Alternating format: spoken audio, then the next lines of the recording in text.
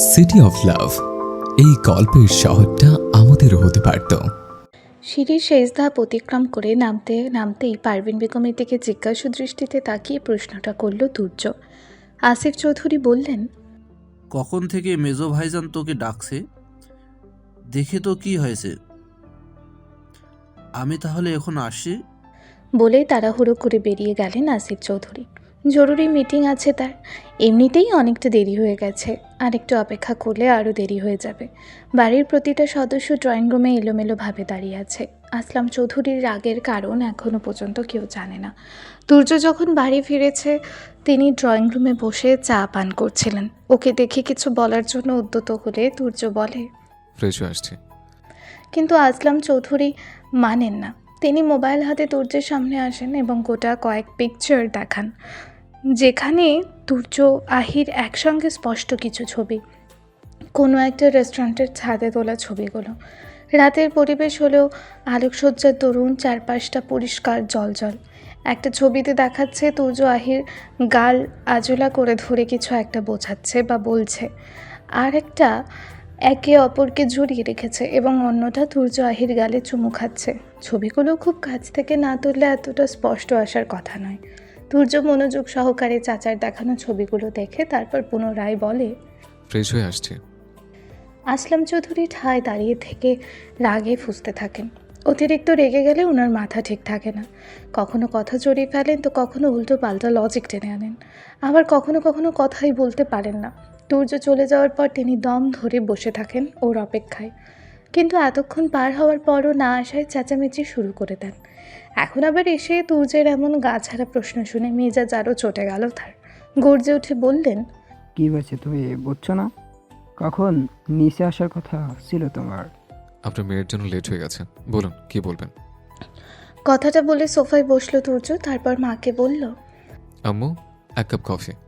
পারভিন বেগম বিরক্তি নিয়ে চেঁচিয়ে উঠলেন, কি শুরু করেছিস তুই চাচা ভাতিজা? এতক্ষণ ধরে তোর চাচা সমানে চেঁচিয়ে যাচ্ছে। কেন চেঁচাচ্ছে কিচ্ছু বলে না। তোমার ছেলে আসুক, ছেলেকে ডাকো ভাবি। এখন তুই ভাত খাওয়ার সময় এসে কফি চাচ্ছিস? কফি খেতে খেতে বলছি। চাচ্ছু, আপনার জন্য চা দিতে বলবো? বলেই আসলাম চৌধুরীর দিকে তাকালো সে। তার এমন ভাবলেশীন কাণ্ড কারখানা দেখে গা পিত্তি চলে যাচ্ছে আসলাম চৌধুরীর। অতিরিক্ত রেগে যাওয়ার ফলে থরথর করে শরীর কাঁপছে।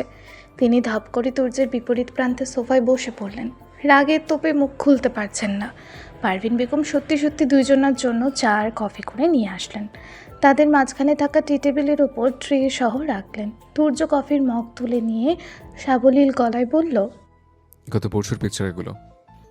কবের ছবি আমি জানতে চাইনি, এগুলো সত্যি কিনা বলো। বললাম তো, গত পরশুর পিকচার। আহির মা, তোমার মেয়েকে ডাকো। তুর্যের দিকে রক্তিম চোখে তাকিয়ে থেকে বললেন আসলাম চৌধুরী। বাড়ির 3 গিন্নি এখন বুঝলেন বিষয়টা কি। অবশেষে সেই মুহূর্ত চলেই আসলো। 3 যা অসহায় চোখে একে অপরের দিকে চাওয়াচাওয়ি করলেন। তাহি শান্তপ্রান্তকে খোঁচাচ্ছে বিষয়টা কি বোঝার জন্যে। শান্তপ্রান্ত নিজেরাই বুঝছে না, ওকে কি বোঝাবে। তারা চোখের ইশারায় চুপ থাকতে বলল তাহিকে। তাহিও ভদ্র মেয়ের মতো চুপ হয়ে গেল। তুর্য গম্ভীর গলায় বলল, বিয়ে করতে চাই আপনার মেয়েকে। সাথে সাথে বাড়ির ছোট 3টার হাত আপনা আপনি মুখে চলে গেল। মুখ থেকে চোখ বড় বড় করে তাকিয়ে সবার ভাব বুঝছে। তাদের ধারণা তুর্য ভাইয়া নিশ্চয়ই মজা করছে। বিয়ে করতে চাও মানে? তুমি বললে বললে আর আমি আমার মেয়েকে তোমার হাতে তুলে দিব? এসব ভাবলে কিভাবে তুমি? আমার সামনে কিভাবে জোর গলায় বলছো আমার মেয়েকে বিয়ে করবে? আমি তো এটাই বুঝতে পারছি না। বুকে একটু ভয় নেই নিজের বোনকে বিয়ে করবে বলতে? লজ্জা করছে না তোমার? বেয়াদব ছেলে। এখানে ভয় করার মধ্যে কিছু আমি দেখি না। আর লজ্জাই বা কেন পাবো? আপনার মেয়ে প্রেগনেন্ট? আপনার মেয়ে প্রেগনেন্ট নাকি আমি এ জাতীয় কিছু করেছি ওর সাথে? তুমি মুখ পোড়া ঘর কোনো অসামাজিক জানতাম, কিন্তু এরকম নির্লজ্জ বেয়াদব জানতাম না। কোনো বেয়াদবি এখনো করে নি চাচ্ছ। আই হোপ বাধ্য করবেন না। ভাবি তুমি এখনো চুপ থাকবে? তোমার ছেলেকে কিছু বলবে না? তোমার মেয়ে দিতে কি সমস্যা ভাইয়া? আমার ছেলে আহিকে খারাপ রাখবে না। আর আহির জন্য তোমরা কেমন ছেলে চাও বলো? উচ্চ বংশ, উচ্চ শিক্ষিত, সুদর্শন, ভালো পেশা, এগুলোই তো চাও। তাহলে আমার ছেলের কোন দিক দিয়ে কম? ভাবি চুপ করো তুমি। তুমিও ছেলের কথায় নাচছো। ওদের বয়সের তফাৎ, চারিপাশের মানুষ কি বলবে, এসব কিছু তোমার মাথায় আসছে না। I fuck your age distance, I fuck your society. এই ছেলে, ভাষা ঠিক করো। তুর্য রেগে গিয়ে আরও কিছু বলবে তার মধ্যেই পারভিন বেগম দৌড়ে ছেলের কাছে গেলেন, পিঠে হাত বুলিয়ে বললেন, শান্ত হ আব্বা, এভাবে উত্তেজিত হোস না। চাচা রাগ করেছে, একটু মুখ বুজে শোন। রাগ করলে আমরা একসাথে বুঝিয়ে বলবো। ভাবি কি বুঝবে তুমি? ওরা ভাই বোন হয়, ভুলে যাচ্ছ তুমি। ভাই দেখো, এরা একে অপরকে ভালোবাসে, পছন্দ করে, তাহলে আমরা বাধা দিয়ে কি করতে পারি বলো? আমরা তো চাই আমাদের ছেলে মেয়ে ভালো থাকুক, খুশি থাকুক, সুখে থাকুক। ওরা দুজন দুজনার সাথে সুখে থাকলে আমাদের মেনে নিতে কি সমস্যা বলো ভাই? আমার সমস্যা না থাকতে পারে, আমার আছে। ভাবি তোমার ছেলের সাপোর্ট না টেনে ওকে বোঝাও। ভাইজানকে কল করো, বাড়ি আসতে বলো শিগগিরই। আর ওহি কোথায়? ওকে ডাকো, ওহির মা। মারুফা বেগম ঠায় দাঁড়িয়ে রইলেন দেখে ধমকে উঠলেন আসলাম চৌধুরী। কথা কানে যাচ্ছে না তোমার? কখন থেকে মেয়েকে ডাকতে বলছি। মারুফা বেগম তবুও দাঁড়িয়ে রইলেন। আসলাম চৌধুরী আরেক দফা চেঁচিয়ে ওঠার আগেই নিচে নামলো আহি। মাথা নিচু করে ছোট ছোট পায়ে এসে দাঁড়ালো সবার মাঝে। এত এত শোরগোল শুনে সেই কখন ঘুম ভেঙেছে মেয়েটার। করিডোরে দাঁড়িয়ে থেকে এতক্ষণে সকল কথা শুনেছে সে। ভয়ে নিচে নামতে পারেনি, এখনও হাত পা কাঁপছে তার। মেঝেতে চোখ নিবদ্ধ করে দাঁড়িয়ে আছে। আসলাম চৌধুরী আহির উদ্দেশ্যে শান্ত গলায় বললেন, তুই যাকে পছন্দ কর তুমি। বাবার এমন প্রশ্ন আর গম্ভীর চেহারা দেখে পারভিন বেগমের পেছনে গিয়ে দাঁড়ালো আহি। সে কোনো উত্তর করার আগে ধমকে উঠল তুর্য। তোকে নিচে নামতে কে বলেছে? যা এখান থেকে। কে বলছে মানে? আমি তখন থেকে বলছি, শুনতে পাচ্ছ না তুমি? বলেই মেয়ের দিকে তাকিয়ে ধারালো কণ্ঠে আসলাম চৌধুরী বললেন, ওই ছেলেটাকে তুই বিয়ে করবি? আহি এবারেও চুপ। ভয়ে গলা কাঁপছে তার। পিছন থেকে পারভিন বেগমের শাড়ির আঁচল ধরে রেখেছে। ঘন ঘন ঢোক গিলছে। তুর্য শান্ত কণ্ঠে বলল, আহি, উপরে যা তুই। আমার যেন দ্বিতীয়বার রিপিট করতে না হয়। আহি কারো কথা শুনল না, না উপরে গেল আর না কোনো প্রশ্নের উত্তর দিল। নিশ্চুপ হয়ে ঠায় দাঁড়িয়ে রইল। আসলাম চৌধুরী তুর্যের দিকে তাকিয়ে তাচ্ছিল্য গলায় বললেন, বারবার উপরে পাঠাতে চাইছো কেন ওকে? ভয় পাচ্ছ নাকি যদি? তার কথা শেষ হওয়ার আগেই তুর্য আহির উদ্দেশ্যে বলল, সেম কোয়েশ্চেন আমি সেকেন্ড টাইম রিপিট করবো না। সো ভেবেচিন্তে আনসার করবি। ভালোবাসিস আমাকে? আহি একটু সময় নিয়ে হ্যাঁ সূচক উপর নিচ মাথা নাড়ালো। তুর্য একবার বাঁকা চোখে আসলাম চৌধুরীর মুখের দিকে তাকালো। মুখটা পুরো শুকিয়ে গেছে তার। তুর্যের ঠোঁটে তার বিজয়ের হাসি। সে পুনরায় বলল, মুখে বল। হ্যাঁ। কাঁপা কাঁপা গলায় বলল আহি। কেমন ভালোবাসা? বিয়ে করতে পারবে? বলে উপর নিচ মাথা দোলালো আহি। তুর্য পুনরায় আসলাম চৌধুরীর দিকে তাকালো। আহির দিকে চোখ দিয়ে ইশারা করে কিছু বলল, যার অর্থ দেখুন। আসলাম চৌধুরী নিজে আবারও একই প্রশ্ন করলেন মেয়েকে। এই তু তুর্যের নাম নিতে গিয়েও নিলেন না তিনি। বললেন, ওই ছেলেকে তুমি বিয়ে করতে চাও? হ্যাঁ আব্বু। খবরদার আমাকে বাবা বলে ডাকবি না তুই। তোর মতো মেয়ের কোনো দরকার আমার নেই। আহি আহত দৃষ্টিতে বাবার মুখের দিকে তাকালো। দুই চোখ জলে টইটম্বুর। পলক ফেলার সাথে সাথে সেগুলো গড়িয়ে পড়ল। তিনি পুনরায় বললেন, দুইটা অপশন তোর কাছে, এক তুর্য আর দুই এই পরিবার। কি চাস তুই? এইটা বাবা হিসাবে আমার শেষ কথা তোর সাথে। ওই ছেলেকে চাইলে আর কোনোদিন আমার চোখের সামনে আসার সাহস দেখাবি না, আর এই বাড়ি ছেড়ে চিরতরে বেরিয়ে যাবি। আহি অসহায় দৃষ্টিতে একবার বাবার দিকে তাকিয়ে তুর্যের দিকে তাকালো। দুজনের চোখেই আশার আলো। আসলাম চৌধুরী ভাবছেন মেয়ের উত্তর তার আশানুরূপ হবে। আর এদিকে তুর্য এক বুক আশা নিয়ে তাকিয়ে আছে, যার বিশ্বাস তার আহি শুধু পরিবার কেন পুরো পৃথিবী ত্যাগ করে হলেও তাকে চাইবে। তবে আহির চাহনি ভালো ঠেকলো না তুর্যের কাছে। ও কি ভাবছে কে জানে। একবার যদি বলে দেয় ও ফ্যামিলি চায়, তাহলে তুর্যের মনে ভয় জেঁকে ধরল। সে আহিকে সাবধান করেই বলল, যেটা বলবি ভেবেচিন্তে বলবি আহি। যদি ভেবে থাকিস উত্তর তোর বাপের ফেভারে দিবি, তারপর আমি তোর বাপের হাত পা ধরে অনুরোধ করবো, কান্নাকাটি করবো, তাহলে ভুল ভাবছিস। এরকমটা কোনোদিন হবে না। তোকে ভুলে যেতে আমার 2 সেকেন্ডও লাগবে না। এবার জানা তুই কাকে চাস, তোর বাপের ফ্যামিলিকে নাকি আমাকে? একটা দীর্ঘ সময় নিয়ে উত্তর আসলো আহির, ফ্যামিলিকে। তুর্যের হাত পা হঠাৎ করে অসাড় মনে হলো। হুট করেই মস্তিষ্ক শূন্য শূন্য লাগছে। খুব করে চাইছে পা নাড়িয়ে জায়গা ত্যাগ করতে, কিন্তু পা চালানোর কোনো শক্তি পাচ্ছে না। জোর করে অসাড় শরীরটাকে কয়েক কদম এগোনোর চেষ্টা করলো, অথচ সামনে এগোতে না পেরে আরও কয়েক কদম পিছিয়ে গেল। সোফার সাথে গিয়ে পা ঠেকলো। সে দুর্বলের ন্যায় সেখানে বসে পড়ল। কিছুক্ষণ চোখ বন্ধ করে রেখে দুই হাতে মাথা চেপে ধরল। নিজেকে ধাতস্থ করে কোনো রকমের ড্রয়িং রুম ত্যাগ করলো। আসলাম চৌধুরী মেয়ের আচরণে খুবই সন্তুষ্ট। তিনি মেয়েকে বুকে জড়িয়ে মাথায় হাত বুলিয়ে দিচ্ছেন। আহি বাবার বুকের মধ্যে কান্না করে যাচ্ছে। কান্নার আওয়াজটা যেন বাইরে না আসে সেই জন্য মুখে চাদর চেপে রেখেছে। ইচ্ছা করছে নিজের মাথার চুল একটা একটা করে ছিঁড়তে, চারপাশে সব কিছু ভেঙে গুঁড়িয়ে দিতে। সে আসলাম চৌধুরীর বুক থেকে মাথা উঠিয়ে দৌড়াতে দৌড়াতে নিজ কক্ষে চলে গেল। দরজা লাগিয়ে বিছানায় ভূত হয়ে পড়ে চিৎকার করে কান্না আরম্ভ করলো। পারভিন বেগম তুর্যের অস্বাভাবিক হাবভাব দেখে তার পিছন পিছন ছুটছে। আস্তে আস্তে গোটা ঘর এলোমেলো করে ফেলেছে ছেলে তার। রুমের ছোট ছোট যাবতীয় জিনিসপত্র মেঝেতে ছড়িয়ে ছিটিয়ে আছে। তিনি সাবধানে পা ফেলে ফেলে তুর্যের কাছে গেলেন। ও দক্ষিণের জানালাটার গ্লাস সরিয়ে শূন্যে তাকিয়ে আছে। পারভিন বেগম কাছে যেতেই ঘুরে মাকে জড়িয়ে ধরল। ছেলেদের ছোটবেলা থেকেই কম কথা বলে, গম্ভীর প্রকৃতির।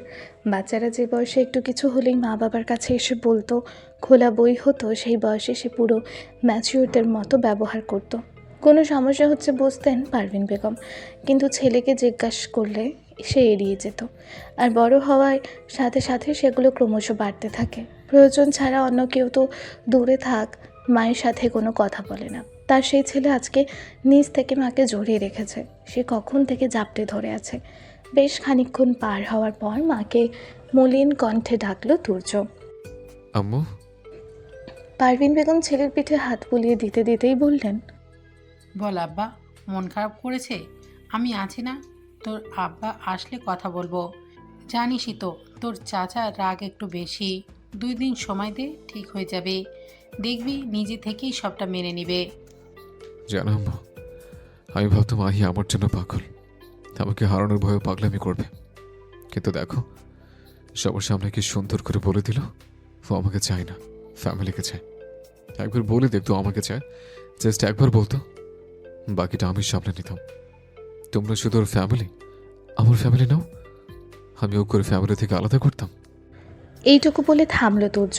পারভিন বেগমকে ছেড়ে ড্রয়ার থেকে বাইকের চাবি বের করে যেতে যেতে বিড়বিড় করে বলল, যে ভয়টা পেয়ে এত বছর অপেক্ষা করলাম, সে ভয়টা ওই সত্যি করে দিল। আমাকে কেন এভাবে শেষ করে দিলে আহি? পেছন থেকে পারভিন বেগম কান্না মিশ্রিত গলায় ডাক ছাড়লেন, এই ভর দুপুরে কোথায় যাচ্ছিস বাবা? কয়টা খেয়ে যা। তোর মাথা ঠিক নেই আব্বা। মোটর সাইকেলের চাবি নিয়ে কি করবি? আমি রহিমকে বলে দিচ্ছি, তুই যেখানে যাবি ও তোকে গাড়ি করে দিয়ে আসবে। তুর্য, আমার কথা শোন আব্বা, যাস না। বলতে বলতে ছেলের পিছু পিছু গেলেন তিনি, কিন্তু কোনো লাভ হলো না। তুর্য সদর দরজা পেরিয়ে চলে গেছে। শান্ত, প্রান্ত আর তাহি দোতলার করিডোর দিয়ে পায়চারি করছে। তাদের মাথায়ও টেনশন। হাসি খুশি চৌধুরী পরিবারটা আজ দুপুর থেকে কেমন দম মেরে বসে আছে। কেউ কারোর সাথে প্রয়োজন ছাড়া কথা বলছে না, যে যার মতো কাজ করে যাচ্ছে। আর আহি, সে তো তখন থেকে রুমে যে ঢুকেছে তো আর বের হচ্ছে না। এতক্ষণ ধরে দরজাও ভিতর থেকে লক করে রেখেছিল, কিছুতেই খুলছিল না। কিছুক্ষণ আগে আকবর চৌধুরী এসে ডাকার পর খুলেছে। তারপর মারুফা বেগম কড়া গলায় বলে গেছেন আর লক না করতে। মানুষের কষ্ট আর রাগের মাথায় শয়তানি বেশি সুযোগ পায়। শয়তান কখন কোন প্ররোচনায় ফেলে দেয় বলা মুশকিল। এই যে শান্তপ্রান্ত সারাক্ষণ আহির বিরুদ্ধে ছক কষে বেড়ালেও এখন তাদের খুব খারাপ লাগছে আহিপুর জন্য। তারাও চাইছে তুর্য ভাই আর আহিয়াপুর বিয়ে হোক। তারা খুব আনন্দ মজা করবে। তারপর আহিপুকে ভাবিপু বলে ডাকবে আর তুর্য ভাইয়াকে জিজু ভাইয়া বলে ডাকবে। কত মজা হবে তাহলে বাড়ির সবাই। না, শুধু মেজো বাবা কেন এমন করছে? আর বড় বাবা তো কিছুই বলছেন না, চুপচাপ শুধু সকলের কথা শুনছেন। উনি ধমকে কিছু বললে তো সবাই মানতে বাধ্য। নাকি বড় বাবাও চান না আহিপু আর তুর্য ভাইয়ার বিয়ে হোক, যেখানে সবসময় বাড়ির সকলে ওনার কথা চুপ করে শোনে, আর আজ উনি সবার কথা শুনছেন। আকবর চৌধুরী, আসলাম চৌধুরী আর আসিফ চৌধুরী 3 ভাই চিন্তিত মস্তিষ্কে বসে আছেন ড্রয়িং রুমের সোফায়, আর তাদের সহধর্মিনীরা তাদের পাশে দাঁড়িয়ে আছেন। ছোটদের ড্রয়িং রুমে আসতে নিষেধ করেছেন। আকবর চৌধুরী বাড়ি ফিরলে তাকে সবটা খুলে বলেন পারভিন বেগম। সবার সব কথা শুনে আকবর চৌধুরী শান্ত কণ্ঠে বললেন, আহি, বাচ্চা মানুষ, কিছুদিন গেলে এসব ভূত মাথা থেকে নেমে যাবে। আর তুর্য বুঝদার, বুঝিয়ে বললে বুঝবে। এসব নিয়ে আর কথা বাড়াবাড়ি করিস না তোরা, এতে করে বাড়ির ছোট বাচ্চাদের উপর প্রভাব পড়বে। তুর্য বেশি অবুঝের মতো আচরণ করেছে। ভাইজান দুপুরে কি করেছে তুমি জানো না? অতিরিক্ত বে- বেপুয়া আচরণ করেছে। আসলাম চৌধুরীর কথার বিপরীতে পারভিন বেগম গম্ভীর গলায় বললেন, বাড়াবাড়ি তো তুমি করছো ভাই। যারা সংসার করবে তাদের সমস্যা না থাকলে তোমার সমস্যা কোথায়? ভাবে তুমি থামো। সেই দুপুর থেকে একই গান গেয়ে যাচ্ছ। আশার লায়কের বিয়ের পর মানুষ কত কটূক্তি করেছিল তুমি ভুলে গেছো? লায়ক আসিফের বন্ধু ছিল, আর ওদের মধ্যে কোনো প্রেম সম্পর্কও ছিল না। তাতেই মানুষ সমালোচনা করতে সরিয়েনি দেবে, তাতে মানুষ সমালোচনা করতে সরায়নি। আর এরা একই বাড়ি থাকে, চাচাতো ভাই বোন। মানুষজন আরও যখন কথা বলবে না, তার কি গ্যারান্টি আছে? আপন আর চাচাতোর আপন আর চাচাতোর মধ্যে তফাৎ কি? স্বামীর কথার বিপরীতে মারুফা বেগম মিনমিন করে বললেন, সমাজে বাস করতে হলে সমাজের মানুষের কথা ভাবতে হয়। মানুষের কাছে খেতে পড়তে যাওয়া লাগে না, মানুষের সাথে চলাফেরা আমাদের করতে হয়, আমাদের মানুষের সাথে উঠা বসা করতে হয়। তোমাদের না, তাদের বিশ্রী কথাবার্তা আমাদের কানে আসে। তোমরা তো থাকো পরে বাড়ির মধ্যে, আর বাড়ি থেকে বা কি রিপিট, আর বাড়ি থেকেই বা কি করেছে আর বাড়ি থেকেই বা কি করেছো? মেয়েকে খেয়াল রাখতে পারোনি। তোমাদের চোখের সামনে সবটা ঘটেছে, কিছুই বুঝতে পারোনি তোমরা, নাকি সবটা বুঝে শুনে দেখো না দেখে চলেছো? আসলাম চৌধুরীর গলা আস্তে আস্তে উঁচু হচ্ছে দেখে আকবর চৌধুরী ধমকে উঠলেন, আহ, আসলাম, বাড়ির বউয়ের সাথে এসব কি ব্যবহার? দেখো তাহলে ফাইজান, সামান্য ব্যবহারে তুমি মানতে পারছো না, আর বিয়ের পর যদি তুর্য আহি সবসময় এমন ব্যবহার করতে থাকে, তখন তুমি কি ভাববে? মানবে? এখানে বিয়ে কোথা থেকে আসছে? এসব মাথা থেকে ঝাড়। এবারে জোর করে হলো তুর্যের বিয়ে দিব আমি, তা এখন সবটা ঠিক হয়ে যাবে। বিরোধিতা করলেন আসলাম চৌধুরী বললেন, না ভাইজান, ছেলের ক্যারিয়ার গড়ছে গরুক, ওই তো মেয়ে মানুষ, আজ না হোক কাল বিয়ে দিতেই হবে। আর তারই পাশ দিয়ে শুধু সম্বন্ধে এসেই যাচ্ছে, পরিবেশটা একটু স্বাভাবিক হোক, ভালো ছেলে দেখে একটা ব্যবস্থা করা যাবে। মেয়ে তোর, তুই যা ভালো বুঝিস কর। বলে উঠে গেলেন আকবর চৌধুরী। তার পেছন পেছন পারভিন বেগমও চলে গেলেন। ভাইয়ের কথায় কষ্ট পেলেন আসলাম চৌধুরী। তোর মেয়ে, যে বাড়িতে আমার তোমার বলে কোনো বিভেদ ছিল না, সর্বোপরি যে নিজে এরকম মন মানসিকতা কারোর মধ্যে আসতে দেয়নি, সে নিজেই আজ তোর আমার বিভেদ করে ফেললো। কেউ কখনো ভেবেছিল চৌধুরী বাড়িতে এমন দিনও দেখতে হবে? চোখ ছলো ছলো করে উঠল আসলাম চৌধুরীর। চোখে আঙুল চেপে চোখের জল আটকালেন। আসিফ চৌধুরী ভাইয়ের পাশে এসে বসলেন। কিছু বলার উদ্দেশ্যে নরম কণ্ঠে ডাক দিলেন। মেজো ভাইজান। শুনলেন না আসলাম চৌধুরী। চোখ মুছতে মুছতে বাড়ির বাইরে চলে গেলেন। নির্জন নিরিবিলি রাস্তা, দিনভর মানুষজনের চলাফেরা চললেও সন্ধ্যার পর আস্তে আস্তে কমে আসে। এখান থেকে বেশ খানিকটা দূরে একটা চায়ের টং আছে। বাইক স্ট্যান্ড করিয়ে সেই রাস্তার এক পাশে পিচের ওপর বসে আছে দুজন। রাস্তার কিনারা ঘেঁষে একটা বিশাল পুকুর। এক হাতে সিগারেট ফুঁকছে, আর অন্য হাতে রাস্তার পাশ থেকে ছোট ছোট টুকরো ইট ডালপালা যেটা হাতের নাগালে পাচ্ছে সেটা ধরে ছুঁড়ে মারছে সেই পুকুরে। এক একটা সিগারেট শেষ হলে সিগারেটের বাঁটগুলো সেখানে ফেলছে। চৌধুরী বাড়ি থেকে এই জায়গাটার দূরত্ব প্রায় 3 ঘন্টার। সেই দুপুরে বাড়ি থেকে বেরিয়েছে, একাধারে ঠোঁটে সিগারেট গুজে রেখেছে। কোনো কালেই নিয়মিত ধূমপান করার অভ্যাস তার নেই। মাঝে মাঝে তাসিনের সাথে খাওয়া হয়, আর কোনো কারণে অস্থিরতা বোধ করলে বা কোনো কারণে অতিরিক্ত রেগে গেলে রাগ নিয়ন্ত্রণের জন্য খায়। তবে কখনো আস্ত একটা সিগারেট শেষ করতে পারেনি। আর এখন তার চারিপাশ সিগারেটের প্যাকেটে ভরে আছে। যে কেউ দেখলে ভাববে নেশাখোর বখাটে ছেলে রাস্তায় বসে নেশা করছে। হাতে সিগারেট শেষ টান দিয়ে সেটাকে একবার ঘুরিয়ে ফিরিয়ে দেখে ছুঁড়ে মারল অদৃশ্যে।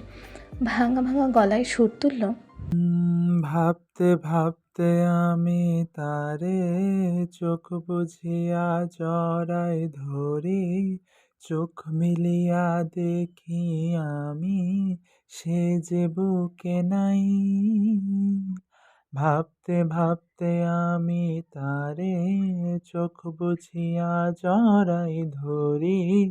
চোখ মিলিয়া দেখি আমি, সে যে বুকে নাই। পিয়া রে পিয়া রে পিয়া, কেন দিলি আমায় ভাঙিয়া। পিয়া রে পিয়া রে পিয়া, কেন দিলি আমায় ভাঙিয়া। দূর থেকে মাগরিবের আজান ভেসে আসছে দেখে থেমে গেল তুর্য। জীবনে প্রথম এত বেসুরো জঘন্য কণ্ঠে গান গেল সে। গান শেষ করে আবারও একটা সিগারেট ধরালো। এরই মধ্যে সাঁই সাঁই করতে করতে একটা বাইক এসে হঠাৎ ব্রেক কষলো তুর্যের থেকে কিছুটা দূরে। দুইটা ছেলে দৌড়াতে দৌড়াতে ওর পাশে এসে বসলো। খুব চিন্তিত দেখাচ্ছে তাদের। ওদের দেখেই বোঝা যাচ্ছে অনেকক্ষণ ধরে তল্লাশি চালাচ্ছে। তুর্যকে দেখে একটা স্বস্তির নিঃশ্বাস ফেললো তারা। মনে মনে অপুরবালাকে ধন্যবাদ দিল। দুইজনেই একসাথে বলে উঠল, ভাই ফোন বন্ধ করছিস কেন? কখন থেকে খুঁজছি। খুঁজছিস কেন? বেশ খানিকক্ষণ পর অন্যমনস্কতার সাথেই বলল তুর্য। বাড়ির সবাই কত চিন্তা করতেছে তুই জানোস আন্টি? নাবিলকে কথা শেষ করতে না দিয়ে তাসিন তার কথা যোগ করলো। আন্টি তোকে কলে না পেয়ে কান্নাকাটি শুরু করে দিয়েছে। কাল ভোর 7টায় নাকি তোর অপারেশন আছে। এখন একটু রেস্ট নিবি না? এত টেন্স থাকলে ওটি কিভাবে করবি ভাই? মুখ দিয়ে ধোয়া উড়াতে উড়াতে উত্তর করলো তুর্য। প্রবলেম হবে না? নিজের কি হাল করতাছস তুর্য? তোর কাকার জায়গায় নিজেরে বসাইয়া দেখ, আর আহির জায়গায় তুই থাকলে কি করতি? একটু সময় দে, সবটা ঠিক হইয়া যাইব। আমি চাই না ঠিক হোক। বাই দ্য ওয়ে, নেশা করলে নাকি কোনো স্যাডনেস থাকে না। কই, কিছুই তো হচ্ছে না। সিগারেট খাইলে বাড়া হইব তোমার। তাহলে কি ড্রিঙ্ক করতে হবে? চল। বলে আর এক সেকেন্ডও সময় নষ্ট না করে উঠে পড়ল তুর্য। হাতের সিগারেটে লম্বা একটা টান দিয়ে ফেলে দিল। তাড়াহুড়ো করে দুই হাতে ঝেড়ে গায়ের ময়লা পরিষ্কার করে নিল। তারপর বাইক স্টার্ট দিল। তাসিন নাবিলকে বকতে বকতে নিজেদের বাইকে উঠল। শালা তোর বুদ্ধি হবে কবে? এখন ওই লাগামবিহীন সারকে ড্রিঙ্কস করা থেকে কেউ আটকাতে পারবে না। বেন পুটকিতে নিয়ে খোরস। জীবনের প্রথম এবং খালি পেট থাকায় তুলনামূলক দ্রুত ও তীব্রভাবে অ্যালকোহলের প্রভাব পড়েছে তুর্যের ওপর। প্রথম চুমুকে বুকে জ্বালা ধরলেও সে থামেনি। আহির দেওয়া কষ্টের সামনে এই জ্বালা খুবই নগণ্য। বহু চেষ্টা করেও তাসিন আর নাবিল থামাতে পারেনি ওকে। এখন একাধারে বমি করে একটু শান্ত হয়েছে। অতিরিক্ত বমি হওয়া দরুন নাবিল আর তাসিন তুর্যকে ছাদে নিয়ে এসেছে। তারপর চোখ মুখে পানি ছিটিয়ে বসিয়েছে। ছাদের রেলিংয়ের সাথে গায়ে দিয়ে এলোমেলো ভঙ্গিতে পা ছড়িয়ে পড়ে আছে সে। চোখের পাতা বন্ধ, থেকে থেকে চোখ ভ্রু কুঁচকে ফেলছে। আবার কোনো কারণে কী ভেবে মুচকি হাসছে। ইতিমধ্যে পুরো শরীর ঘামতে আরম্ভ করেছে। এলোমেলোভাবে হাত চালিয়ে শার্টের প্রথম কয়েকটা বোতাম খুলে দিল। জ্যাকেট আরও আগেই খুলে ফেলেছে। হঠাৎ দপ করে চোখ খুলল সে। কয়েকবার মাথা ঝাঁকি দিয়ে ওঠার চেষ্টা করলো। প্রতিবারই ব্যর্থ হয়ে আবারও বসে পড়ল। নাবিল তাসিন ধরতে গেলেও বারবার ওদের হাত সরিয়ে দিচ্ছে। জড়ানো গলায় ধমকাধমকি করছে। আর এখন কী সব যেন বিড়বিড় করছে। নাবিল তাসিন একে অপরের মুখ চর্চাই করছে। মাথায় পানি দিতে পারলে হয়তো পাগলামি কিছুটা কমতো, কিন্তু শীতের দিনে ঠান্ডা লেগে যাবে। আপন মনে বিড়বিড় করতে করতে শব্দ করে হাসলো তুর্য। পর মুহূর্তে আবারও গম্ভীর হলো। চোখের সামনে আহির প্রতিচ্ছবি ভেসে উঠেছে। এবার খুব স্বাভাবিকভাবে উঠে পড়ল সে। তুর্য দেখতে পাচ্ছে ছাদের মাঝ বরাবর দাঁড়িয়ে আছে আহি। টলতে টলতে আহির সামনে গিয়ে দাঁড়ালো। মেয়েটা দুই বাহু ধরে ঝাঁকিয়ে অস্পষ্ট ভাষায় বলতে আরম্ভ করলো, এমনটা কেন করলি? কেন সবার সামনে আমার হাতটা ধরতে পারলি না? স্পিক আপ জান। শুধু আমাকে না চাস, বলতে আমি দুইজনকে চাই। যেখানে তুই আমাকে চাস না, সেখানে আমি কাকে নিয়ে ফাইট করব? বল, কাকে নিয়ে? তোকে ছাড়া আমি বাকি জীবন কিভাবে কাটাবো? মরে যাব আমি, একেবারে শেষ হয়ে যাব। I'll die completely. খুব কষ্ট হচ্ছে আমার। I can't take this pain anymore. I can't. শেষ কথাগুলো গলা ফাটিয়ে চিৎকার দিয়ে বলল সে। কথাগুলো বলতে বলতে যখন পড়ে যাচ্ছিল, তাসিন নাবিল দৌড়ে এসে ধরল ওকে। ওদের দুর্বল হাতে ধাক্কা দিল তুর্য। মেজাজ দেখিয়ে বলল, ছাড়, তারপর ঘাড় ঘুরিয়ে পুনরায় বলল। আহি শোন জান, থেমে গেল সে। চারিদিকে তাকিয়ে আহিকে খুঁজতে লাগলো। কোথাও নেই মেয়েটা। চোখের পলকে কোথায় চলে গেল। গগন ফাটিয়ে চিৎকার করে উঠল ধৈর্য।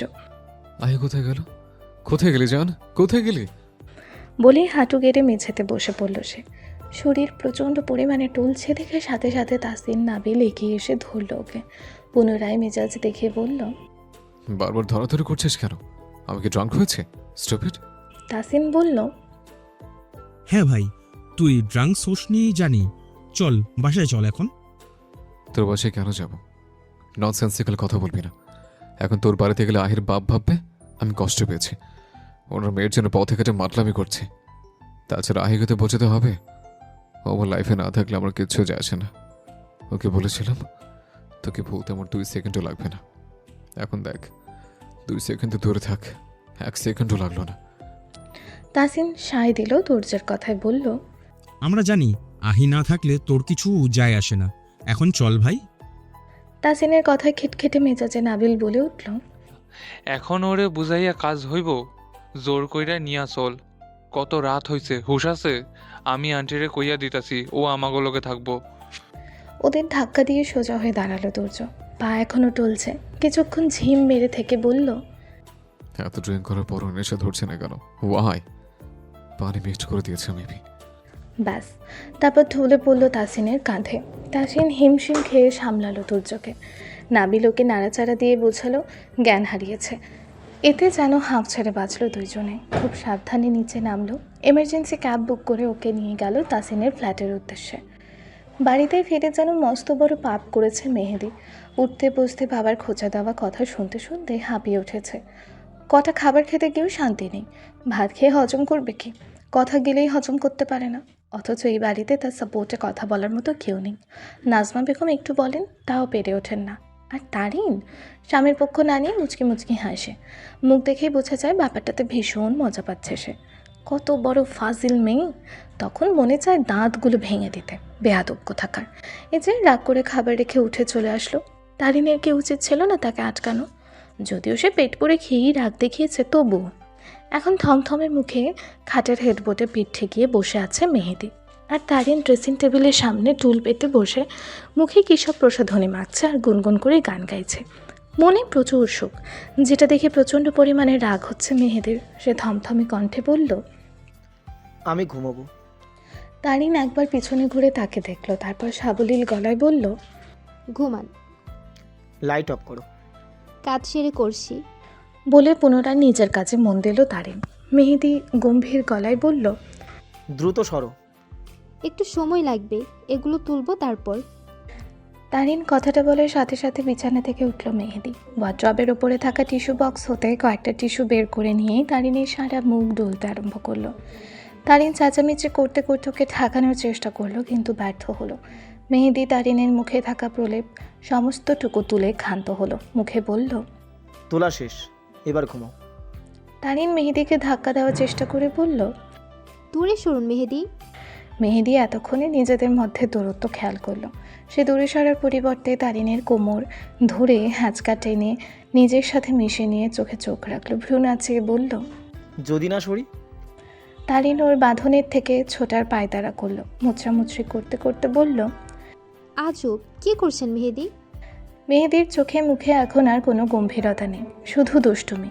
সে তারিনকে আরেকটু শক্ত করে ধরে ফিসফিস করে বলল। 2 বার। তারিন কপট মেজাজ দেখিয়ে ধমকে উঠে বলল। মেহেদি। মেহেদি ফের একই কায়দায় বলল। 3 বার। কি 2 বার 3 বার করছেন? এই যে আমার নাম নিলে, শুধু নামটাই, আগে পরে কিছু নেই। নিজের নড়াচড়া শিথিল করলো তারিন থতমত করতে করতে বলল। কি চাইছেন আপনি? মেহেদি ভাইয়া বলবো? আগে তো সেটাই বলতে। মেহেদি সেই তখন থেকে মুগ্ধ নয়নে দেখছে তারিনকে। এবার তারিন চোখে চোখ মেলালো, গম্ভীর গলায় বলল। আগে আর এখনের মধ্যে অনেক তফাৎ। ভ্রু কুচকালো মেহেদি, প্রশ্নবিদ্ধ নয়নে তাকিয়ে বলল। কই, আমি তো তেমন কিছু দেখছি না। মেহেদির এরকম হঠাৎ কাছে আসা সহ্য করতে পারল না। মেয়েটা হাঁসফাঁস করতে করতে বলল। আপনি দূরে সরে কথা বলুন, অনুরোধ করছি। কিন্তু আমি যে শুনছি না। বলে একটু থামলো মেহেদি, তারপর একটু ভাবুক হয়ে বলল, আচ্ছা তারিন, আমাদের মধ্যে কিছু তো একটা হওয়া উচিত, বলো উচিত না? আপনি সারুন প্লিজ। উচিত কিনা বলুন প্লিজ। তারিনকে ব্যঙ্গ করে বলল মেহেদি। মেয়েটা ফের অনুরোধ করলো। প্লিজ সারুন। নিজেদের মধ্যে সবটুকু দূরত্ব ঘোচালো মেহেদি। তারিনের কানের মুখ নিয়ে ফিসফিস করে বলল, প্লিজ বলুন। তারিন এই অস্বস্তিকর পরিবেশ থেকে বাঁচতে চোখ খিচে এক নাগারে বলতে আরম্ভ করলো। উচিত উচিত, এবার সারুন। বলেই যেন ফেসে গেল সে। অপর প্রান্তের লোকটাকে আরো সুযোগ করে দিল। মেহেদি বলল, তাহলে তো উচিত কাজ ফেলে রাখা অনুচিত, তাই না? মেহেদি। আর্তনাদ করে উঠল তারিন। জি, মেহেন্দির ওয়াইফ। হাসকি স্বরে বলল মেহেদি। বাড়াবাড়ি করছেন। উফ, এখন করব? বলে তারিনকে নিয়ে পায়ে পায়ে হাঁটতে হাঁটতে বিছানার কাছে গেল মেহেদি। ওকে সহ আস্তে আস্তে বালিশে মাথা দিল। গলায় মুখ গুজে ফিসফিস করে বলল, অনুমতি? তারিন কোনো উত্তর করলো না। এখনও সরে যাওয়ার পায়তারা করছে। মেহেদি পুনরায় বলল, দিলে দাও, না দিলে নাই, নিজের হক নিজেই আদায় করে নেব। বলে একটানে বুকের উপর থেকে ওড়না সরালো সে। তারিন তো সে কখন অনুভূতির জোয়ারে ভেসেছে, এখন শুধু কোনো রকমে মুখ ফুটে আওড়ালো। Please light. কথাটা সম্পন্ন করতে পারল না। কেমন যেন কণ্ঠ রোধ হয়ে আসছে। মুখ উঠালো মেহেদি। তারিনের বদ্ধ চোখে চোখ রেখে জিজ্ঞেস করলো, লাইট। তারপর বলো। লাইট অফ করুন প্লিজ। তো আলটিমেটলি পারমিশন পেয়েই গেলাম তাহলে। বলেই মুহূর্তের মধ্যে আলো নিভিয়ে পুনরায় নিজের অবস্থানে ফেলল মেহেদি। তারিনের লজ্জায় রাঙা মুখ দেখে মুচকি হাসল। রক্তিম হয়ে থাকা দুই গালে ক্ষুদ্র ক্ষুদ্র চুম্বন এঁকে আস্তে আস্তে অবাধ্য করল নিজেকে। তারিন যতটুকু কল্পনা করেছিল তার থেকে বেশি, অনেকটা বেশি। তবু ছেলেটার সকল অবাধ্যতা মেনে নিল, পূর্ণতা পেল এক বৈধ সম্পর্কের। গ্লাস সরিয়ে দুই হাতে জানালার গ্রিল ধরে দাঁড়িয়ে আছে আহি, দৃষ্টি শূন্যে। চোখের পলকে জীবনটা কেমন এলোমেলো হয়ে গেল। আগের সেই চঞ্চলতা এখন আর আহির মধ্যে দেখা যায় না। সারাদিন রুমবন্দি হয়ে পড়ে থাকে। মন চাইলে নিচে গিয়ে সবার সাথে খায়, না হয় মারুফা বেগম খাবার রুমে দিয়ে যান। সেদিন দুপুরের পর আজ 1 মাস পার হয়ে গিয়েছে। এই 30 দিন তার কাছে 30 যুগের মতন ঠেকেছে।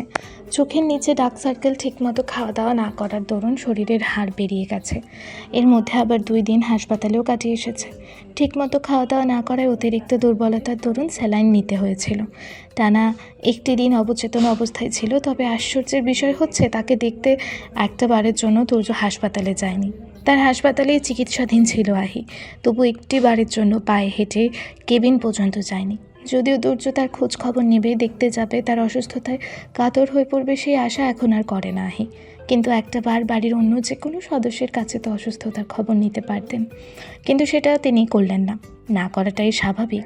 তার বলা একটা কথার জন্যই তো এত কিছু। সেদিন যদি সে ফ্যামিলিকে না বেছে নিয়ে দুর্যকে নিত, তাহলে হয়তো এমন দিন দেখতে হতো না। কিন্তু একটা মেয়ের পক্ষে কি সেটা করা আদৌ পসিবল? ভাবতে ভাবতে 2 চোখ বেয়ে একাধারে অশ্রু গড়িয়ে পড়ছে মেয়েটার, আর চোখের জল মুছে পারছে না সে। এত কান্নার পরেও চোখের পানি কেন ফুরায় না? তুর্য ভাই নাকি প্রথম কয়েকদিন খুব বেপরোয়া আচরণ করেছে। শুনেছি 2 দিন ড্রিঙ্ক করেও নাকি বাড়ি ফিরেছে। নেশার ঘরে আব্বু আর বড় আব্বুর সাথে খারাপ ব্যবহার করেছেন, কিন্তু এখন নাকি খুব স্বাভাবিক হয়ে গেছেন, ঠিক আগের মতো। তাহলে সে কেন স্বাভাবিক হতে পারছে না? তুর্য তাকে মাত্র এতটুকু ভালোবেসেছিল হয়তো, নাকি তার ওপর অভিমান থেকে এগুলো করছে? কিচ্ছু মাথায় আসছে না তার, কিচ্ছু না। চোখ মুখ খিচে 2 হাতে মাথার চুল টেনে ধরল। কিছুক্ষণ বাদে নিজেকে শান্ত করে ঢকঢক করে 1 গ্লাস পানি পান করলো। ব্যস্ত হাতে চোখ মুখ মুছে নিজেকে স্বাভাবিক করার চেষ্টা চালালো। আয়নার সামনে গিয়ে একটু হাসার চেষ্টা করলো। জোর করে মুখে হাসি ফোটালো ঠিকই, কিন্তু চোখ পেয়ে আপনা আপনি নোনা জল গড়িয়ে পড়তে লাগলো। সেগুলো 2 হাতে আটকালো মেয়েটা। ভাগ্য কেন এত অসহায় হলো তার? কত জায়গায় তো চাচাতো ভাই বোনের বিয়ে হচ্ছে, তারা সংসার করছে, তাহলে তারা কেন সংসার করতে পারবে না? কেন? সে নিজের ভাগ্যের প্রতি 1000টা অভিযোগ দিতে ব্যস্ত। তখন দরজা ঠেলে মারুফা বেগম প্রবেশ করলেন। নরম কণ্ঠে বললেন, নাস্তা কোথায় করবি? এখানে নিয়ে আসবো? না, আমি নিচে আসছি। আয় তাহলে। বলে চলে যাচ্ছিলেন মারুফা বেগম, কিন্তু পারলেন না। আহি দৌড়ে এসে তাকে জড়িয়ে ধরে হাউমাউ করে কেঁদে দিল। মারুফা বেগমেরও বুকের মধ্যে হু হু করে উঠল। একটা জলজ্যান্ত হাসি খুশি মেয়েটাকে কোনো মা এভাবে চোখের সামনে শেষ হয়ে যেতে দেখতে পারে? মারুফা বেগম এখন খুব করে চান তার মেয়েটা আবারও আগের মতো চঞ্চল হয়ে যাক। তিনি উঠতে বসতে বকাঝকি করবেন, কখনো কখনো দুই ঘা লাগিয়ে দেবেন, সেটাই খুব ভালো। ওপরওয়ালা তার রাত পাগলা বোকাশোকা মেয়েটাকে ফিরিয়ে দিক। আমি ঠিকই আব্বুর চোখ দেখে বুঝে ফেললাম উনি কি চান। তাহলে আব্বু কেন বুঝলো না আম্মু? মায়ের বুকে মুখ গুজে ফোপাতে ফোপাতে বলল আহি। মারুফা বেগম মেয়েকে সান্ত্বনা দিলেন। সব ঠিক হয়ে যাবে মা, এভাবে কান্না করিস না। আম্মু আব্বুকে বুঝিয়ে বলবে, ঠিক আছে? কিছু ঠিক নেই আম্মু, এভাবে দিন পার করতে আমার খুব কষ্ট হচ্ছে, বুকের মধ্যে জ্বলে পড়ে যাচ্ছে। তোমরা কেন দেখতে পাচ্ছ না? সূর্য ভাইকে একটু বলো না আমার সাথে কথা বলতে। উনি কেন আমার সাথে কথা বলেন না আম্মু? বলে মাকে ছেড়ে চোখের পানি মুছল আহি। কান্না গিলে নিজেকে স্বাভাবিক করে বলল, আচ্ছা কথা বলা লাগবে না, একটু দেখা দিতে বলো। সেদিন দুপুরের পর আমি আর ওনাকে দেখিনি। সূর্য ভাই আমার কথা জিজ্ঞেস কেন করে না আম্মু? কেন করে না? আমি অনেক অপরাধ করে ফেলেছি, তাই না? আমার ভুল, আমি শুধরে নেব। একটু দেখা দিতে বলো। বলতে বলতে আবারও ক্ষত ক্ষত করে কান্না করে দিল মেয়েটা। মারুফা বেগম মেয়েকে বুকে জড়িয়ে নিলেন। এসব আর তিনি চোখে দেখতে পাচ্ছেন না। মেয়ের সাথে নিজেও কান্না করে দিলেন তিনি। আহি পুনরায় বলল, আম্মু, বড় মা কেন আমার সাথে কথা বলে না? আমি তো ওনার সাথে কিছু করিনি, ছেলের জন্যই এমন করছে, তাই না? তাহলে বড় মা যে বলতেন আমি ওনার মেয়ে, সেটার কি হলো? মারুফা বেগম ভেজা গলায় বললেন, চোখের পানি মুছে নিচে চল মা, খেতে হবে না? আমি যাব না, তুমি বরং খাবারগুলো এখানে নিয়ে এসো আম্মু। মন মরা হয়ে বলল আহি। একটু আগেই না বললে যাবে, এখন আবার কি হলো? চলো মা, সবার সাথে খেলে ভালো লাগবে। চোখ জল জল করে উঠল আহির। উত্তেজিত হয়ে জিজ্ঞেস করলো, সবাই আছে? সূর্য ভাইয়াও আছে আম্মু? হ্যাঁ আছে। বলে মেয়ের চোখের পানি মুছিয়ে দিলেন তিনি। তাহলে চলো। বলেই উৎফুল্লতার সহিত মায়ের হাত ধরে নিচে গেল আহি। হাসি ফুটল মারুফা বেগমের মুখে। ডাক্তার বারবার করে বলেছেন মেয়েকে একা একা থাকতে না দিতে, স্বাভাবিক করার চেষ্টা করতে, না হলে ওর যেসব লক্ষণ এসব চাপ সামাল দিতে না পেরে সময়ের সাথে সাথে মানসিক রোগীতে পরিণত হতে পারে। ডাইনিংয়ে এসে পুনরায় মন খারাপ হলো আহির। বাড়ির সবাই সেখানে উপস্থিত, কিন্তু তুর্য নেই। তাহলে মারুফা বেগম যে বললেন তুর্য আছে। চোখ ছলছল করে উঠল তার। আহিকে দেখে সবাই মুখে হাসি ফুটালো। আকবর চৌধুরী নিজের পাশের চেয়ার দেখিয়ে বললেন, তুমি এখানে বসো মামনি। আহি মুখে জোরপূর্বক হাসি এঁটে চাচার পাশে গিয়ে বসলো। তিনি আহির সামনে থাকা প্লেট উল্টে তাতে নিজ হাতে ভাত তুলে দিতে দিতে বললেন, ভার্সিটি যেতে হবে না? পরীক্ষা শুরু হয়ে গেলে তো ফেল করবে। কয়দিন পর থেকে যাব বড় আব্বু। টুকিটাকি আরও অনেক কথা বললেন আকবর চৌধুরী। সাথে বাকিরাও নানান কথা বলল, প্রশ্ন করলো আহিকে। সে চুপচাপ নিরিবিলি সকলের প্রশ্নের উত্তর দিল। কয়েক মিনিট বাদে হাতের ঘড়ি ঠিক করতে করতে নিচে নামলো তুর্য। পরনে ফর্মাল পোশাক, হাসপাতালে যাবে হয়তো। হাতের ঘড়ির দিকে পূর্ণ মনোযোগ দিয়ে চেয়ার টেনে বসলো। মাকে ডাকলো কিছু বলার উদ্দেশ্যে। আম্মু, বাকি কথাটা মুখে আটকে নিল। সম্মুখ দিয়ে তাকাতে অনাকাঙ্ক্ষিত কারো অশ্রুসিক্ত নয়নের সাথে মিলন ঘটল। এক মুহূর্তের জন্য দৃষ্টি স্থির করল সে। তারপর দ্রুত নজর ঘোরালো। চোখে মুখে ক্ষোভ উপচে পড়ছে। মায়ের উদ্দেশ্যে কণ্ঠ গম্ভীর করে বলল, আমার খাবার রুমে পাঠিয়ে দাও। বলে আর এক সেকেন্ড সময় ব্যয় করলো না সে। বড় বড় পায়ে সিঁড়ি ভেঙে উপরে উঠে গেল। আহি ছলছল নয়নে সব দৃশ্যটুকু দেখল। সে বুঝলো তাকে দেখে উঠে গেল তুর্য। কতটা ঘৃণিত কাজ করেছে সে। আবারও বুক ফেটে কান্না আসছে মেয়েটার, কিন্তু কান্নাটুকু খাবারের লোকমার সাথে গিলে ফেলল। আস্তে আস্তে খাবার চিবোতে লাগলো। একে একে সবাই খাবার টেবিল থেকে উঠে গেল। আহির প্লেট ভর্তি এখনও খাবার। সে খাবারগুলো শুধু নাড়াচাড়াই করছে। এক পর্যায়ে খাবার রেখে সে উঠে গেল। হাত ধুয়ে পারভিন বেগমের কাছে গেল। অপরাধ মিশ্রিত কণ্ঠে ডাক দিল, বড় মা। পারভিন বেগম কোনো সাড়া দিলেন না। আহি পুনরায় ডাকলো, বড় মা। এবারেও একই অবস্থা, তিনি হাতের কাজ করতে ব্যস্ত। আহি জড়িয়ে ধরল ওনাকে, কান্না করতে করতে বলল, আপনিও এমন কেন করছেন বড় মা? আমি সরি, একটু কথা বলুন না আমার সাথে। পারভিন বেগম কাঠ হয়ে দাঁড়িয়ে রইলেন। আহি পুনরায় অভিমানী গলায় বলল, আপনারা সবাই খারাপ বড় মা। হ্যাঁ, আমরা সবাই খারাপ। তুই আর তোর বাজানি ভালো। এখন ছাড় আমাকে। চোখের পানি আটকে গম্ভীর গলায় বললেন পারভিন বেগম। আহি অধিকার দেখিয়ে গো ধরে বলল, ছাড়বো না। বরাবরই নরম মনের মানুষ পারভিন বেগম। আহির এতটুকু কথাতে গলে জল হয়ে গেলেন তিনি। পাহাড় সমান অভিমান মুহূর্তেই সমতল ভূমিতে পরিণত হলো। এই যে উনি মেয়েটার উপর অভিমান করেছিলেন, তাতে কি? সেই সব সময় মেয়েটার খেয়াল তিনিই রেখেছেন। সময় মতো খাবার দেওয়া, ওষুধ দেওয়া, সব কিছু তিনি টাইমলি মারুফা বেগমকে মনে করিয়ে দিয়েছেন। এখানে এত অধিকার না দেখিয়ে যেখানে দেখাতে হবে সেখানে গিয়ে দেখা। গম্ভীর গলায় বললেন পারভিন বেগম। এক মুহূর্তের জন্য কথাটার মানে বুঝলো না আহি। পরের মুহূর্তে বুঝে মুখ কাচুমাচু করে ফেলল। সে কিভাবে ওই ব্যক্তির সামনে দাঁড়াবে? কোন মুখ নিয়ে কথা বলবে? কিভাবে নিজের অপরাধ স্বীকার করবে? কয়েকদিন ধরে তুর্যের সাথে কথা বলার বেশ চেষ্টায় আছে আহি, কিন্তু কিছুতেই বলে উঠতে পারছে না। তুর্য আগে যতটুকু সময় বাড়িতে থাকতো এখন ততটুকু সময়ও থাকে না, আর যা একটু থাকে তাও রুমের মধ্যে, আর দরজা লক করে রাখে। আহি ডাকতে ডাকতে মরে গেলেও খোলে না, শুধু বাড়িতে এসে মায়ের হাত থেকে এক কাপ কফি নিয়ে দরজা লক করে রাখবে। আহি ডাইনিংয়ে খেতে যায় ধরে সে ডাইনিংয়ে আসা বন্ধ করে দিয়েছে, কিন্তু আহির তো তুর্য ভাইয়ের সাথে কথা বলা জরুরি। আজকে তাই উত পেতে বসে আছে। তুর্য বাড়ি ফেরার সাথে সাথেও কফি নিয়ে যাবে, তাই হলো। তুর্য মাকে ডেকে কফি চাওয়ার সাথে সাথে কফির কাপ হাত আহি গেল। তুর্য ডিভানে বসে ল্যাপটপটা টেবিলের ওপর রেখে কাজ করছে। আহি খুব মনোযোগ দিয়ে দেখলো তুর্যকে, তারপর নিজেকেও দেখলো। তুর্য ভাই আগের মতোই আছেন, কিন্তু সে ঠিকই শুকিয়ে গেছে, চোখ গর্তের মধ্যে চলে গেছে। সে আস্তে করে গিয়ে ল্যাপটপের পাশে মগটা রাখে দাঁড়িয়ে রইল সে।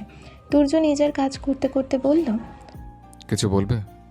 কোনো উত্তর এলো না দেখে সে ল্যাপটপ থেকে চোখ সরালো। সম্মুখ প্রান্তে তাকিয়ে আহিকে দেখে চোয়াল শক্ত করলো। শব্দ করে ল্যাপটপের শাটার বন্ধ করে উঠে দাঁড়ালো। পরিস্থিতি নিয়ন্ত্রণের তাগিদে আহি বলল, তুর্য ভাই একটু শান্ত হন, আমার কথাটা শুনুন প্লিজ। তুর্য টেবিল থেকে কফির মগ উঠিয়ে সজোরে মেঝেতে ফেলল।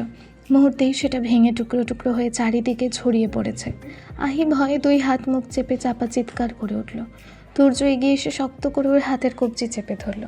ধারালো চোয়াল আর রক্তিম চোখে কয়েক মুহূর্ত আহির পানে চেয়ে থেকে হাত ধরে টানতে টানতে দরজা পর্যন্ত নিয়ে ধাক্কা দিয়ে রুমের ওপাশে ফেলল।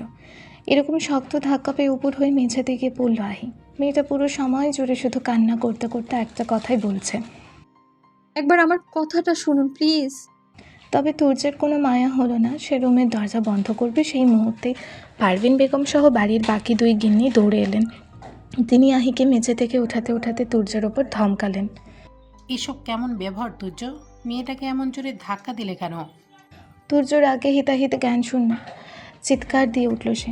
মায়ের উদ্দেশ্যে বলল, ওর সাহস কী করে হয় আমার রুমে পা রাখার?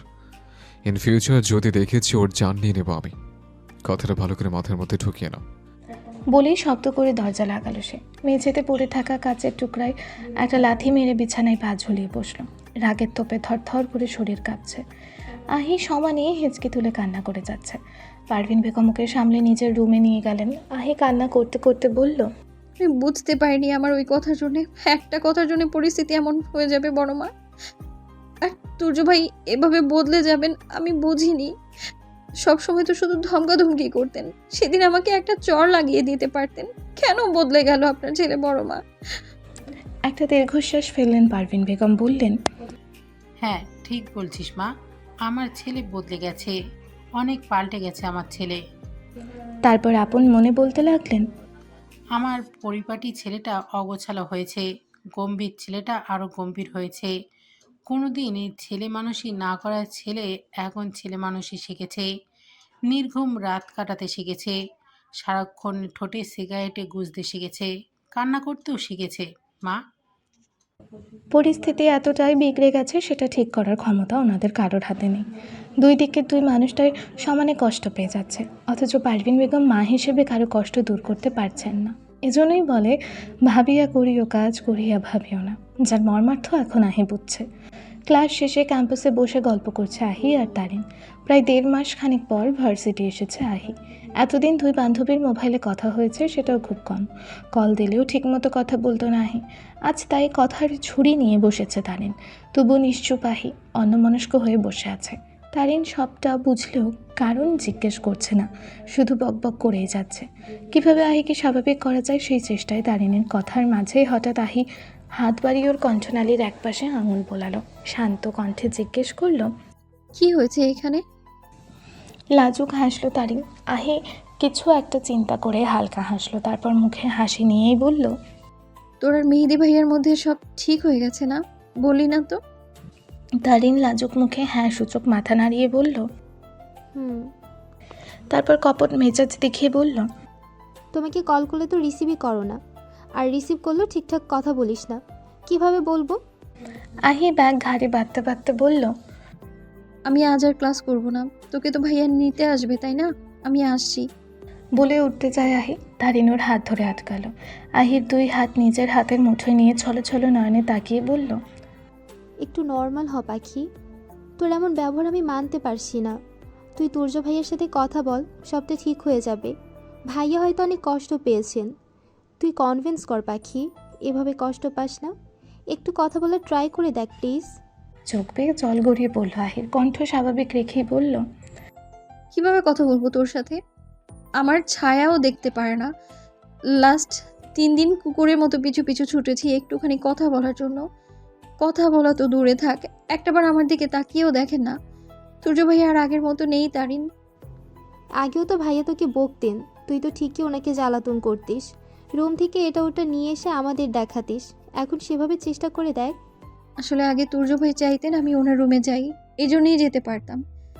কিন্তু এখন বুঝছি উনি না চাইলে ওনার রুমের সীমানায় পা রাখার সাধ্য আমার নেই। তারিন আহির কথাটা গভীরভাবে ভাবল। প্রশ্নাত্মক দৃষ্টিতে তাকিয়ে বলল, তাহলে কি তুর্য ভাইয়া তোকে আগে থেকে পছন্দ করতো? না হলে ঠিক এখনের মতোই তো ইগনোর করতে পারতো।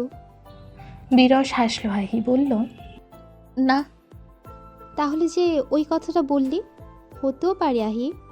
অতীতের সব ঘটনা ভেবে দেখ, ভাইয়া এখন যেভাবে তোকে ইগনোর করছে, আশপাশ ঘেঁষতে দিচ্ছে না, তাহলে উনি চাইলে কিন্তু আগেও এমনটা করতে পারতেন, কিন্তু করেননি। চিন্তায় পড়ল আহি, তারপর একটু ভেবে বলল, আগে এমনটা করেননি কারণ তখন ভালো না বাসলেও ঘৃণা করতেন না, কিন্তু এখন ঘৃণা করেন। আমি আসছি তারিন, বাই। বলে হাঁটা শুরু করলো আহি। তারিন ওর পেছন পেছন যেতে যেতে বলল, এভাবে হাল ছাড়িস না আহি, খুব পস্তাবি। তুর্য ভাইয়ার পাশে তুই অন্য কাউকে মানতে পারবি অন্যকে অন্য কারোর সাথে দেখতে? বিরক্ত চোখে তাকালো আহি, কিছুটা ঝাঁঝালো কণ্ঠে বলল, তুই কি শুরু করেছিস তারিন? আমি তো ট্রাই করছি। হ্যাঁ, আমি ভুল করেছি। আমাকে শুধরানোর কি একটা সুযোগ দেওয়া যায় না? মানুষ মাত্রই তো ভুল। এই যে এখন যেমন ম্যাচুরিটি দেখাচ্ছিস, আগে যদি এমনটা দেখাতিস তাহলে আজ এই দিন দেখতে হতো না। মানুষ জীবন থেকেই শিক্ষা গ্রহণ করে, এক্স্যাক্ট সিচুয়েশনে না পড়লে সেই দিকটা বোঝে না তারিন। আমিও শেষ প্রান্তে এসে বুঝেছি। বলে তারপর তারিনের গলার কাছে ওড়নাটা ঠিক করে দিতে দিতে আহি মুচকি হেসে বলল, জায়গাটা ঢেকে রাখিস। বলার সাথে সাথে কথাটা খুব পরিচিত ঠেকলো আহির কাছে। শোনা শোনা মনে হচ্ছে, কেউ একজন বলেছিল তাকে, কিন্তু কে? কিয়ৎক্ষণ ভাবনার পরে সব কিছু মনে পড়ল তার। তড়িৎ গতিতে ওড়না সরিয়ে তারিনের ক্ষত জায়গাটা পুনরায় দেখল, একদম তার গলায় হওয়া ক্ষতের মতো। সেদিন রাতে তো সে তুর্যের সাথে ছিল, তাহলে তুর্য ভাই? বাকিটার ভাবে না আহি। মুখে হাসি ফুটে ওঠে, তবে কি তারিনের কথাই সত্যি? তুর্যকে আগে থেকে পছন্দ করতো, কিন্তু মুখে স্বীকার করতো না। সে তারিনের গালে একটু চুমু খেয়ে উত্তেজিত গলায় বলল, আমি আসছি রে তারিন, বাড়ি ফিরে কথা হবে। Thank you. তোকে না, মেহেদি ভাইয়াকে। বলেই দৌড়াতে লাগলো। তারিন হতভম্ব হয়ে দাঁড়িয়ে রইল। একটু আগের আহি আর এখনের আহির মধ্যে কোনো মিল নেই। এ যেন পূর্বের আহি, হঠাৎ করে কি হলো ওর তারিন ভেবে পায় না। এই মেয়ের পক্ষে কোনোদিনও ম্যাচিওর হওয়া সম্ভব না। কিভাবে পাগলের মতো ছুটছে। তারিন ওর পিছু ছুটল। হঠাৎ কি এমন হলো তাকেও তো জানতে হবে। বাড়িতে ফিরে সুযোগের অপেক্ষায় আহি কখন একটু তুর্যের রুমে যাওয়ার সুযোগ পায়। সুযোগ খুঁজতে খুঁজতে রাত প্রায় 12টা বেজে গিয়েছে। বাড়ির সকলে ঘুমিয়ে পড়লেও ঘুম নেই তার চোখে। কিন্তু তুর্য ভাই দরজা লাগিয়ে দিয়েছেন। হাজার কথা বলা হবে না দেখে সেও শুয়ে পড়বে ভেবে দরজা ভেজিয়ে রাখতে গেল। তখনই খট করে দরজা খোলার শব্দ হলো। সে ইঁদুরের মতো মাথা বাড়িয়ে চারিদিকটায় নজর বোড়ালো। তুর্য জগ হাতে বেরিয়ে আসে। ঘটনা দেখে সে আবারও দ্রুত গতিতে রুমের ভেতরে মাথা ঢুকালো। কিছুক্ষণ বাদে পুনরায় একই কায়দায় মাথা বের করলো। তুর্য ততক্ষণে ডাইনিংয়ে চলে গিয়েছে। পানি ভরার শব্দ হচ্ছে। ও চুপি চুপি তুর্যের রুমে গিয়ে ঘাপটি মারল। মিনিট কয়েক পরে তুর্য রুমে এসে দরজা লক করে শুয়ে পড়ল। আহি চিন্তায় পড়ল, রুমে এসেছে ঠিকই, কিন্তু কথা তো বলতে হবে। নিশ্চিত তুর্য ভাই আবারও চিৎকার চেঁচামেচি শুরু করবেন। ভয়ে অন্তর কাঁপছে তার। বের হবে নাকি এই খাটের নিচে শুয়ে রাত কাটিয়ে সকালে উঠে কথা বলবে, ভেবে পায় না আহি। এসব দ্বিধাদ্বন্দ্বের মধ্যে কেমন যেন শব্দ কানে এলো তার। আস্তে করে খাটের তলা থেকে মাথা বের করলো। একটু আগে ড্রিম লাইট জ্বালানো ছিল, এখন সেটা বন্ধ, যার দরুন রুম ঘুটঘুটে অন্ধকারে তলিয়ে আছে। এত অন্ধকারে তুর্য ভাইও তাকে দেখতে পাবেন না ভেবে শব্দ না করে বের হলো সে। বের হওয়ার সময় মাথায় দুই একটা আঘাত পেলেও কোনো শব্দ করলো না। তবে বের হয়েই মাথায় যেন আসমান ভেঙে পড়ল। তুর্য বিছানায় নেই, দরজাটা বন্ধই আছে। তাহলে কোথায় গেল? ওয়াশরুমে? কথাটা ভেবে পাশ ফিরে তাকাতে একটুখানি আলোর দেখা মিলল। কয়েক মুহূর্তের ব্যবধানে বলিষ্ঠ একটা হাত তাকে হ্যাচকা টানে দেয়ালের সাথে চেপে ধরল।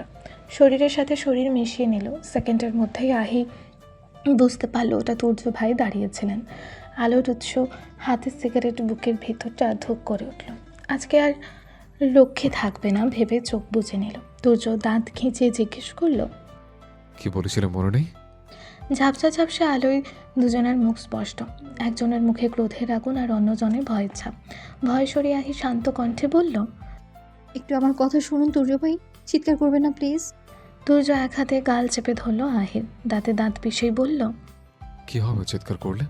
তোর বাপ জেনে যাবে যে তোর সো কল্ড ইনোসেন্ট মেয়ে রাত বেড়ে আমার রুমে এসছে। তো বাকিটা শেষ করার আগে তুর্য বুকে হামলে পড়ল আহি। কান্না ভেজা কণ্ঠে বলল, আমি ভুল করেছি, প্লিজ একটা সুযোগ দিন তুর্য ভাই। আমি আব্বুর পুরো পরিবারের সামনে আপনাকে চাইবো, আব্বুকে বুঝিয়ে বলবো আমি।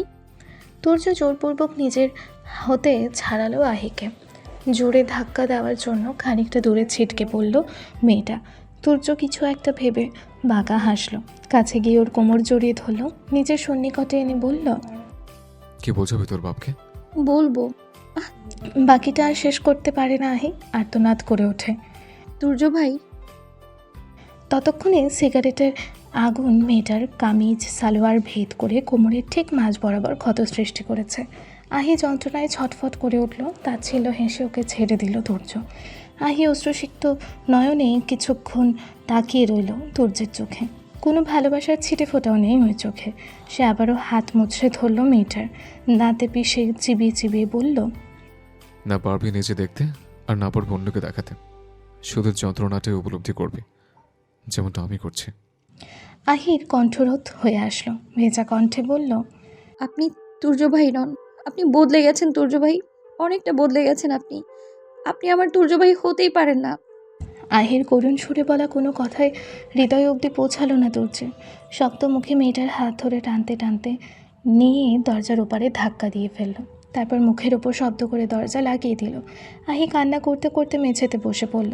মেঝেতে ভূত হয়ে চিৎকার করে কান্না করে উঠল, একটু দয়া করুন তুর্য ভাই, একটু করুণা করুন আমার উপর, একটু বুঝুন আমায় প্লিজ। নইলে নইলে এত যন্ত্রণা না দিয়ে একেবারে মেরে ফেলুন। কথাটা বলে দুই হাতের পিঠে চোখের জল মুছল। বিড়বিড় করে উন্মাদের মতন বারবার আওড়ালো, কথা বলতে হবে, আব্বুর সাথে কথা বলতে হবে আমায়, আব্বুর সাথে কথা বলতে হবে। তুর্য দরজা লাগিয়ে বুকের ভেতর আটকে রাখা তপ্ত নিঃশ্বাসটা ছাড়ল। পানি দিয়ে গলা ভিজিয়ে শূন্যে দৃষ্টি স্থির করল। বলল, তোর ফ্যামিলিকে যাওয়ার স্বাদ আমি হারে হারে মেটাবো। বলে হাতে থাকা কাঁচের গ্লাসটা সজোরে চেপে ধরল। মুহূর্তে গ্লাসটা ভেঙে গুড়িয়ে গেল। কয়েক টুকরো কাঁচ হাতের তালুতে বিঁধে রইল। সেখান থেকে গলগল করে রক্ত ঝরছে। সেই দিকে কোনো হুঁশ নেই ওর। রাত আস্তে আস্তে গভীর হলো, অথচ দুটো মানুষের মধ্যে কারো চোখে ঘুম নেই। তুর্যের নিজের ওপরই প্রচণ্ড রকম রাগ উঠছে। সে চায় আহি ভালোবাসার অর্থ বুঝুক, মানসিক যন্ত্রণা দিয়ে ভালোবাসার মর্ম বোঝাতে চায়, কিন্তু কখনোই শারীরিক যন্ত্রণা দিতে চায়নি। এটা কি করলো ও? সে দ্রুত ছাদ হতে নিচে নামল। নিজের রুম হতে ফার্স্ট এইড বক্স নিয়ে আহির রুমের কাছে গেল। কয়েক সেকেন্ড কিছু একটা চিন্তা করে দরজা ঠেলে ভেতরে প্রবেশ করলো। সাথে সাথে চমকে উঠল আহি। বিছানা থেকে উঠে বসলো। রুমের লাইট অন করে পাশে গিয়ে বসলো তুর্য। মেয়েটা কান্না করতে করতে চোখ মুখ ফুলিয়ে ফেলেছে। চোখ জোড়া এখনও ভেজা, মানে এখনও কান্না করছে। সেদিকে খেয়াল দিল না তুর্য। গম্ভীর মুখ ঘুরিয়ে বসালো আহিকে। ডাব ডাব চোখে ঘাড় ঘুরিয়ে তুর্যের মুখের দিকে তাকালো মেয়েটা। তুর্য হাঁটু গেড়ে মেঝেতে বসলো। জামা উঁচু করতে গেলেই আধি বাধা দিল। দূরে সরে করুণ সুরে বলল, থাক, আমি লাগিয়ে নেব, আপনি একটু আমার কথা শুনুন প্লিজ। তুর্য শক্ত হাতে আবারও পিছু ঘুরল আহিকে। জামাটা সামান্য পরিমাণে উপরে ওঠালো, বড় করে একটা নিঃশ্বাস ফেলে এক টুকরো তুলা নিয়ে তাতে সাবলান মিশিয়ে জায়গাটা ড্রেসিং করে ক্রিম লাগিয়ে দিল। জামাটা পুনরায় ঠিক করে দিয়ে ফার্স্ট এড বক্স গুছিয়ে হাঁটা ধরবে, তার মধ্যেই আহির চোখ গেল তুর্যের বাম হাতের দিকে। জমাট বেঁধে থাকা অতগুলো রক্ত দেখে আর্তনাদ করে উঠল সে। হাতটা ধরে বলল, এতগুলো রক্ত কিভাবে কাটলো তুর্য ভাই? তুর্য ওর দিকে তাকিয়েও দেখলো না, ঝাড়ি মেরে হাত ছাড়িয়ে বড় বড় পা ফেলে চলে গেল। যাওয়ার আগে লাইট অফ করে দরজা লাগিয়ে দিতেও ভুলল না। আহি সেদিকে তাকিয়ে থেকে আস্তে আস্তে শুয়ে পড়ল। পোড়া জায়গা ব্যথা অনুভব হতেই মুখ দিয়ে মৃদু আর্তনাদ বেরিয়ে আসলো। তারপর কাত হয়ে শুয়ে চোখ বন্ধ করলো। একটু আগে করা তুর্যের কোমল স্পর্শ অনুভব করতেই শির দ্বারা বেগে উষ্ণ স্রোত নেমে গেল। সে বিড়বিড় করল, নিজে ক্ষত সৃষ্টি করছেন, আবার নিজেই মলম লাগিয়ে দিচ্ছেন কেন? এই যে শুনছো মাই প্রিয় শ্রোতা বন্ধুরা, তোমরা শুনছো সিটি অফ লাভ প্রেরিত প্রেমে সিক্ত গল্প। আর আমাদের সাথে পথ চলতে do like, comments and share. আর সাবস্ক্রাইব করতে কিন্তু একদম ভুলবে না। টাটা।